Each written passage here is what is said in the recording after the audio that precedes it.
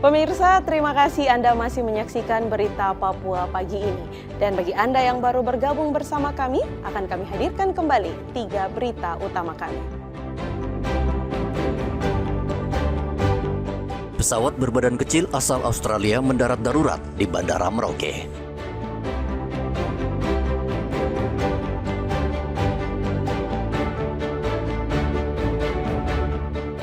Tim investigasi Kemenkes selesai audit 4 rumah sakit, simpulkan kondisi kritis rumah sakit sebabkan pasien ditolak.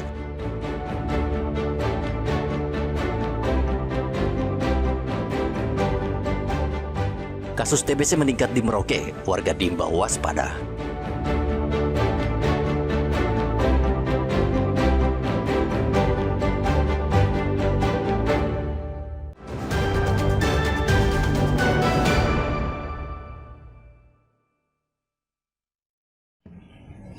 Pesawat asing jenis Cessna asal Australia mendarat di Bandara Mopa, Merauke pada 17 November 2025. Pangkalan TNI AU JA di Mara, Merauke bergerak cepat dengan memeriksa dokumen dan kelengkapan pesawat.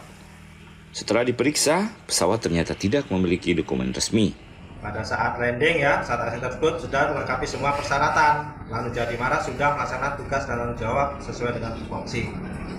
Ternyata setelah landing ada dugaan dokumentasi ini dokumennya itu tidak sesuai.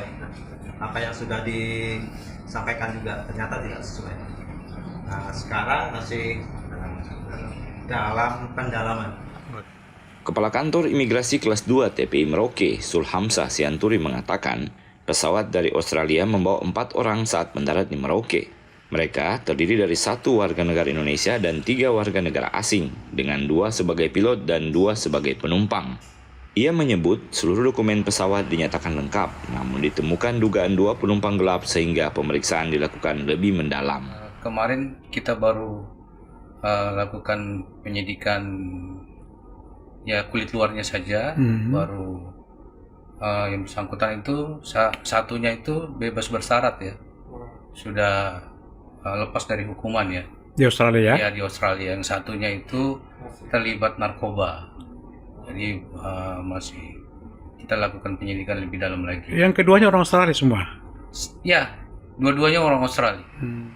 Keempat orang tersebut untuk sementara ditahan di imigrasi guna proses penyelidikan lebih lanjut.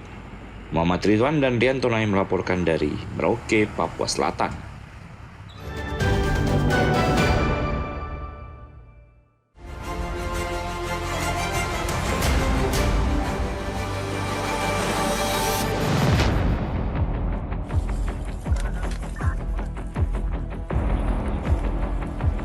Polisi yang mendapat laporan langsung melakukan evakuasi terhadap jenazah seorang pekerja bangunan di kawasan Jalan Gunung Distrik Dekai, Kabupaten Yahukimo, Provinsi Papua Pegunungan.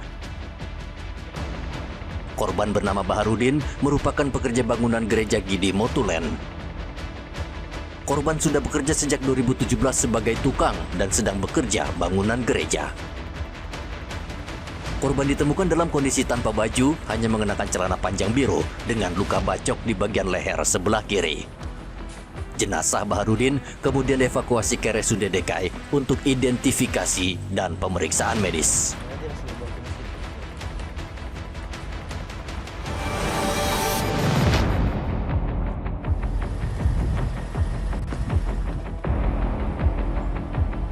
Satgas Operasi Damai Kartens membekuk seorang anggota kelompok kriminal bersenjata bernama Mam Taplo di Arsoswakarsa, Kabupaten Kerom, Papua.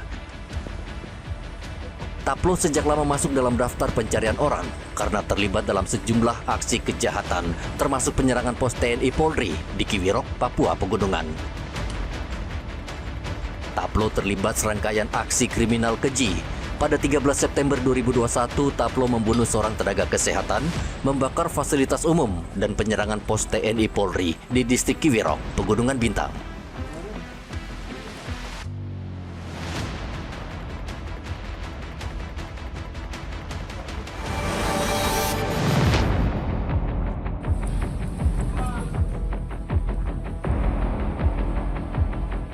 Keluarga besar Marvel Rumbino, siswa Taruna Kasuari, Papua Barat, pada hari Senin memblokade Jalan Makalau, Kabupaten Manokwari, Papua Barat.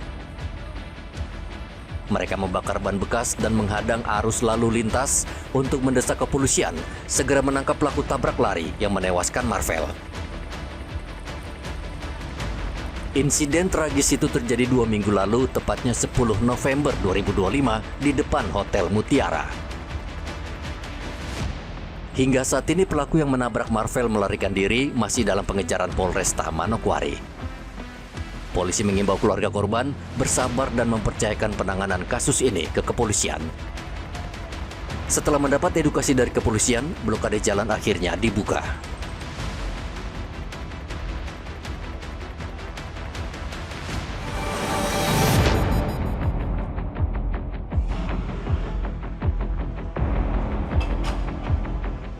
Ruangan unit gawat darurat RSUD Fakfak, Provinsi Papua Barat tidak mampu lagi menampung pasien. Lonjakan pasien anak paling tinggi terjadi di Rumah Sakit Umum Daerah Fakfak. Bahkan karena ruangan UGD penuh, sebagian pasien terpaksa dipulangkan karena keterbatasan tempat tidur. Menyikapi lonjakan pasien di UGD Fakfak saat ini, RSUD menambah tempat tidur dan melakukan peningkatan tipe rumah sakit. Masyarakat yang tidak dalam kondisi gawat darurat seperti batuk dan flu diimbau untuk ke puskesmas, bukan ke rumah sakit.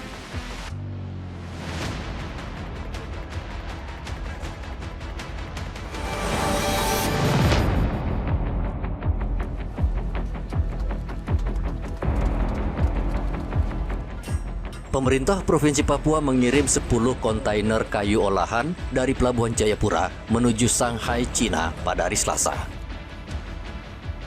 Ini membuktikan industri pengelolaan kayu di Papua semakin berkembang. Kayu olahan ini merupakan produksi perusahaan yang melibatkan orang asli Papua di bawah pengawasan Dinas Kehutanan dan Lingkungan Hidup Papua. Pemerintah memastikan seluruh kayu olahan yang diekspor telah melalui tahapan pemeriksaan, termasuk sertifikat verifikasi legalitas kayu. Pengawasan dilakukan secara ketat untuk mencegah perdagangan kayu ilegal.